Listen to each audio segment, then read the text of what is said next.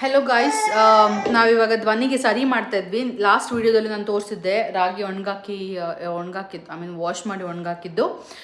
ಇವಾಗ ಅದು ಸ್ಪ್ರೌಟ್ಸ್ ಬಂದಿತ್ತು, ಮೊಳಕೆ ಬರಬೇಕು.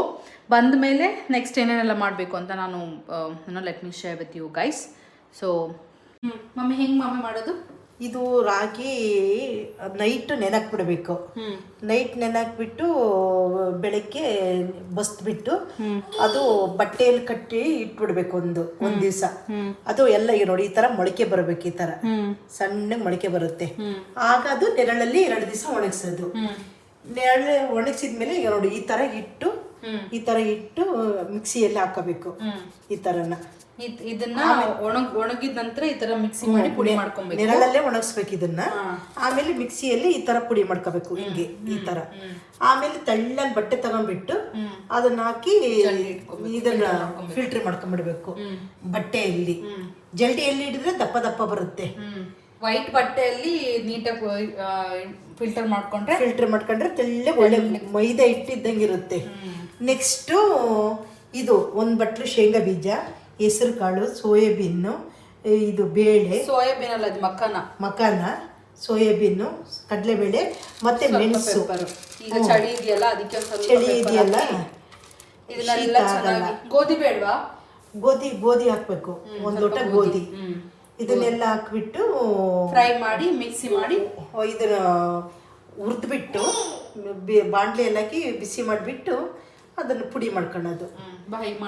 ಪುಡಿ ಮಾಡ್ಕೊಂಡು ಆಮೇಲೆ ರಾಗಿದು ಅದು ಎಲ್ಲ ಸರಿ ಮಾಡ್ಕೊಳ್ಳೋದು. ಈಗ ಇದನ್ನ ಮಿಕ್ಸಿ ಮಾಡ್ಕೊತಾ ಇದೀವಿ. ಇದನ್ನ ಮಿಕ್ಸಿ ಮಾಡ್ಕೊಳ್ಳೋದು. ಇದನ್ನ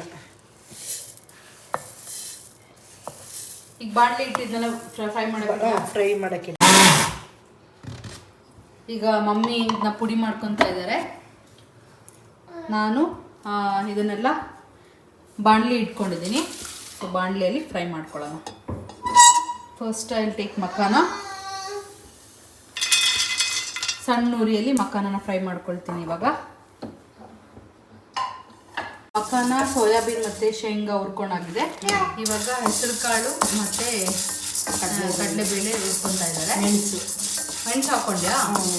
ಇದನ್ನೆಲ್ಲ ಸಪ್ರೇಟ್ ಹುರ್ಕೊಂಡು ಎಲ್ಲನೂ ಮಿಕ್ಸಿ ಮಾಡಬೇಕು. ಮತ್ತೆ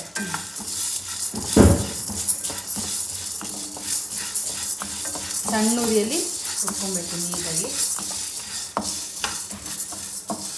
ಸೊ ಹೀಗೆ ಎಲ್ಲ ಫ್ರೈ ಮಾಡಿಕೊಂಡು ಐಟಮ್ಸ್ ಎಲ್ಲ ರೆಡಿ ಆಗಿದೆ. ಇನ್ನು ಇದನ್ನ ಮಿಕ್ಸಿ ಜಾರಿಗೆ ಹಾಕ್ಕೊಂಡು ಚೆನ್ನಾಗಿ ಪುಡಿ ಮಾಡಿಕೊಂಡು ಇದನ್ನು ರಾಗಿ ಜೊತೆಗೆ ಕಲಿಸ್ಬೇಕು. ಅಂದ್ರೆ ಇವಾಗಲೇ ಅಲ್ಲ ಇದನ್ನ ಕಲಿಸೋದು. ಜಲ್ದಿ ಇಟ್ಟು ಆಮೇಲೆ ಇದ್ರದ್ದು ಪುಡಿ ಅದು ಎರಡು ಮಿಕ್ಸ್ ಮಾಡೋದು ಅಲ್ಲ. ಈಗ ಇದರಲ್ಲಿ ರಾಗಿ ಹಿಟ್ಟು ಮತ್ತು ಕಾಳುಗಳಿದ್ವಲ್ಲ, ಅದೆರಡನ್ನೂ ಮಿಕ್ಸ್ ಮಾಡಿಕೊಂಡು ಪುಡಿ ಮಾಡಿಕೊಂಡು ಮಿಕ್ಸ್ ಮಾಡಿ ಇಲ್ಲಿ ಇಟ್ಟಿದ್ದೀವಿ. ಈಗ ಇದನ್ನು ಈ ಥರ ತೆಳು ಬಟ್ಟೆ ಕಟ್ಕೊಂಡು ಪಾತ್ರೆ ಇಟ್ಕೊಂಡು ಚೆನ್ನಾಗಿ ಫಿಲ್ಟರ್ ಮಾಡ್ಕೊಳ್ಬೇಕು.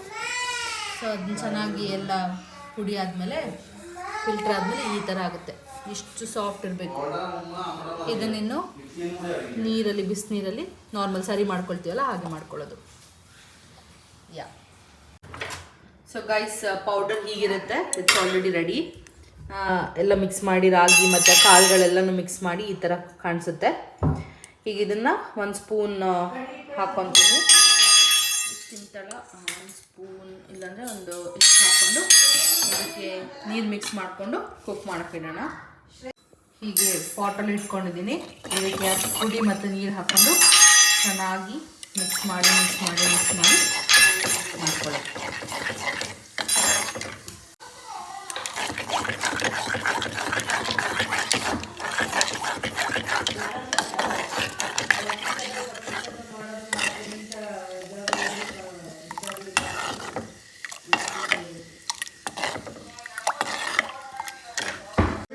ಸೊ ಸರಿ, ಹೀಗೆ ರೆಡಿ ಆಗಿದೆ. ಇದಕ್ಕೆ ಸ್ವಲ್ಪ ತುಪ್ಪ ಹಾಕ್ಕೊಂಡು ತಿನ್ನಿಸೋದು ಅಷ್ಟೇ. ಸೊ ತುಪ್ಪ ಅವಳಿಗಿಷ್ಟ, ತುಪ್ಪ ಮತ್ತು ಸ್ವಲ್ಪ ನೀರು ಮಾಡಿದ್ದೀನಿ ನಾನು. ಯಾಕೆಂದರೆ ಧ್ವನಿ ತೀರಾ ಗಟ್ಟಿ ಆದರೆ ಸ್ಟಿಕ್ಕಿ ಥರ ಆಗುತ್ತಲ್ಲ. ಸೊ ಶಿ ವೋಂಟ್ ಈಟ್. ಹಾಗಾಗಿ ಈ ಥರ ಸ್ವಲ್ಪ ನೀರಾಗಿ ಮಾಡಿಕೊಂಡ್ರೆ ಅದು ಬಿಸಿ ಹೋಗುವಾಗ ಸ್ವಲ್ಪ ಗಟ್ಟಿ ಆಗುತ್ತೆ. ಸೊ ಆರಾಮಾಗಿ ತಿನ್ಕೊತಾಳೆ. So yeah guys, this is how we make Cerelac at home. Thanks all for watching. Take care. So ಇದನ್ನು ಕೊಟ್ಟರೆ ಚೆನ್ನಾಗಿ ತಿಂತಾಳೆ, ಇನ್ನು ತಿನ್ನಿಸ್ತೀನಿ ನಾನು. ಆ್ಯಂಡ್ ಇದ್ರ ಜೊತೆಗೆ ನಾನು ಡ್ರೈ ಫ್ರೂಟ್ಸ್ ಪೌಡರ್ ಮಾಡಬೇಕು, ಅದನ್ನು ಮಾಡಿ ಇದ್ರ ಜೊತೆ ಮಿಕ್ಸ್ ಮಾಡಿ ಸಹ ಕೊಡ್ಬೋದು. Even that is good. ಹಾಗಾದರೆ ನಾನೀಗ ಅವಳಿಗೆ ಕೊಡ್ತೀನಿ. This is how we make home made Cerelac guys. Thank you so much. Tata bye bye, love you.